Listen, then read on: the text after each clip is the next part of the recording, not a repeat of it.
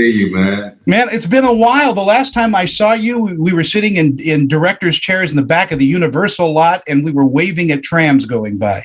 And you know what?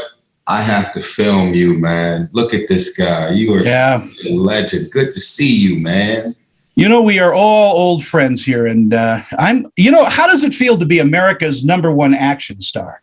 Oh, God. Okay, I'm turning the camera off. Hold on.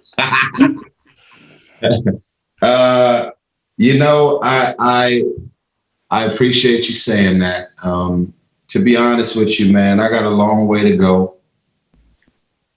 But I'm grateful for the last couple of years, I'm going to tell you something really interesting. I have been operating from a place of gratitude. So it's almost hard to receive compliments. Yeah. Because I'm just so grateful. And my brain isn't connected to, I said this, I did that, I got this coming, I got that. So I've just been in this place of gratitude and just really appreciating all that's coming my way, because I do know that there's a lot of options out here, and I'm very grateful that people continue to choose me, So I'm looking at this movie poster and I'm just like, oh my God, like just 3 weeks ago we were on set. Now we got a movie poster. Well, the thing is that I know that you delight in entertaining people too. And what you do isn't easy. The choreography that goes into a fight scene, the what it takes to get inside of a character like Kyle. Tell me a little bit about that process. Do you have a certain method that you use? Yeah, well,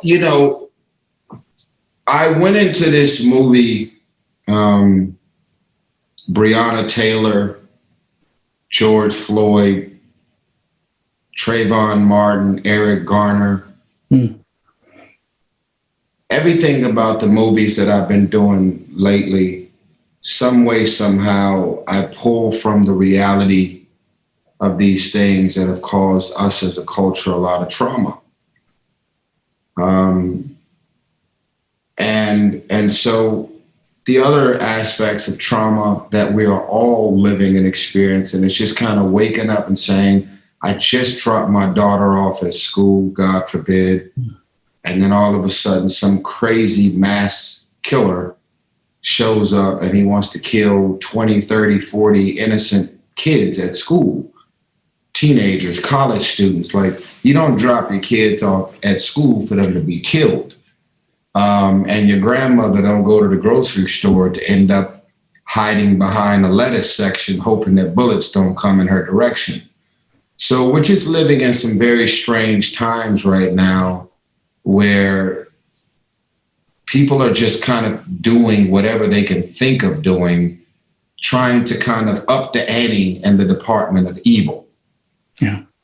And this was just one of those situations, there was a multiple moment that this movie wasn't going to be made because of the topic.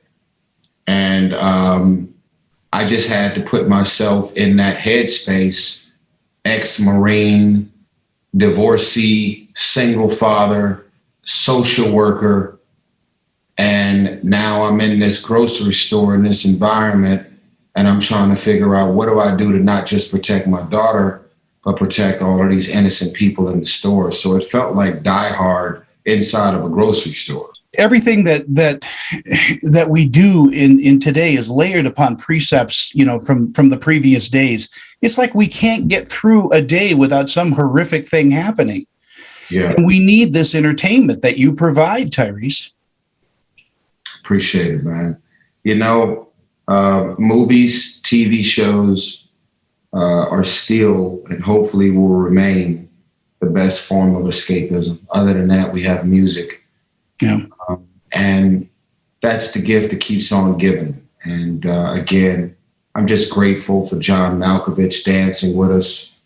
I was able to co-produce this project, and just very grateful for the opportunity to contribute in any way I could. I had a great time with Chris Baskis, my co-star, and I was very proud that we were moving and operating from a place of no ego and just saying, rather you're the best part of this scene or I'm the best part of this scene.